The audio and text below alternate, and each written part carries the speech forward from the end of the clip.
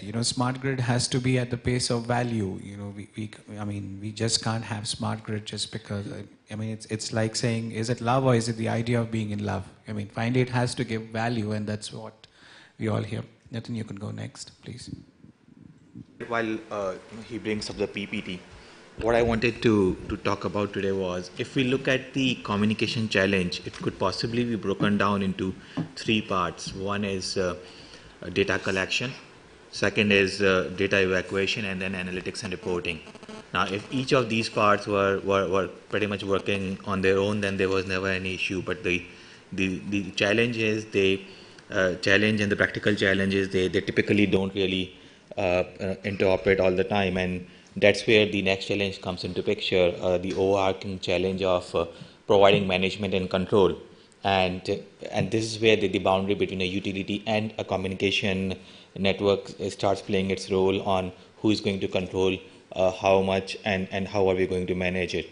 And there's something that I wanted to discuss today. So if I look at the operational challenges, the first one is it's about communication and a smart grid. So how much of control should be there with telco versus utility? Secondly, well, there is a meter, which is a device, okay, and inside it there is, call it a chipset, call it a SIM, that's going to collect the data and then transmit the data to a central place. And the third is connectivity. So if let's say the data isn't coming in, then where is the fault? Is the fault in the device, inside the device, SIM, or with the connectivity? And do I need to send a person, a physical human being, all the way to the meter to check, and the cost of sending, cost and the logistics involved in the same. The third challenge that we see is the alignment of life cycle between how communication networks behave and how the metering systems would behave. Primarily, when we look at the SIM, it's owned by a person, and it never moves on a person A to person B.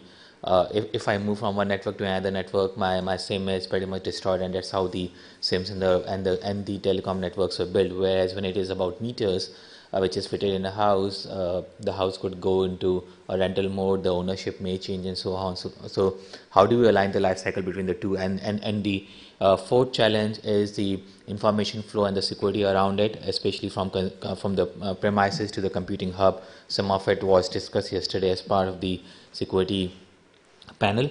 So let's look at some of the solutions that's evolving in the in the communication networks. So the first one is providing control to utilities. So effectively providing an abstraction of the cellular network, providing an abstraction of the cellular networks to the electric utilities, so that they could manage the connectivity and they could manage the ecosystems themselves. And that's where the evolving M2M platforms, they play a major role. It primarily does couple of things. First, it allows an abstraction of the network, an abstraction of the endpoint, and gives in the right presentation format in real time mode to the admin users at the utility. Secondly, this also allows you to undertake fault diagnosis yourself, rather than calling somebody at the telecom company and asking them to go and find out if the connectivity is down, or the SIM is not behaving properly, or if there's an environmental issue with the SIM. It does provide you a control. It does provide you with certain tools and commands that you can run from your control, from the utility control room, and at least do the basic diagnosis of fault finding before sending a person to the site. The second concern that we saw, the second challenge that we saw in the earlier slide, was aligning the two life cycles, and the two life cycles have evolved very differently, and that's where what telecom networks have started doing is that they have started to kind of upgrade their equipment to fit various use cases, be in the smart grid area or be in the automotive area and so on. So here is an example of how a typical SIM life cycle is being updated to pretty much fit into the metering life cycle.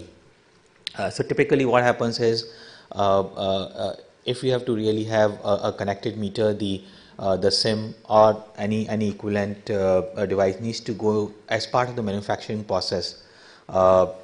Though at that point of time you may not have decided on the operator, and you will certainly not know which house this meter is going to go in, and where, and who is going to be the owner of the meter.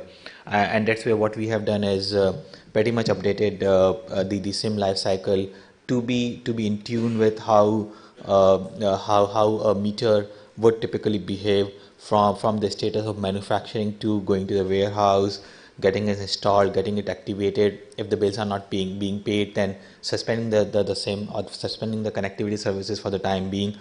Once the bill starts getting paid, or if there's another owner of the house and the meter, then get it back into the active status, and at the end of the life terminate it, and so on. So this is something where telecom networks have now been evolving to pretty much comply with the demands of the industry. In terms of other advancement that's been happening, until about few years ago, the only SIM cards which were available were those plastic SIM cards which we use in our mobile phones. They were not really weather resistive. You keep it outside in the rain, like what you were having in the morning, and those SIMs will pretty much stop working. Having said that, in the past few years, a number of advancements have happened, and the latest ones to come into picture are M2M SIMs, also known as MFF2. That's the technology name of those SIMs. They are pretty much embedded, very small, pretty much embedded into the meter at the time of the manufacturing process itself, and are resistant to they are resistant to the weather, and secondly, they cannot, because they are shouldered, they cannot be just taken out, so they can never be misused. So what this effectively provides you is an end-to-end solution, which I would like to call managed connectivity rather than purely a mobile connectivity, because you have got connected devices, you have got secured fixed line connection between the telco hub and the utility hub, which could go over a fixed line fiber, could go over IPsec tunnels and so on, so that your data is fully secured. Provides you with the management interfaces. Management interfaces not just in the control rooms, but because these interfaces do open up, you could always access them, or top executives, they could always access them through a smartphone UI or the web UI, a tablet UI, and so on. So I think as part of the panel discussion, happy to take on more questions later around the way the cellular networks have been evolving to provide not just the mobile connectivity, but a complete end-to-end managed connectivity to make the smart grid deployment successful. Thank you so much. Thank you, Nitin.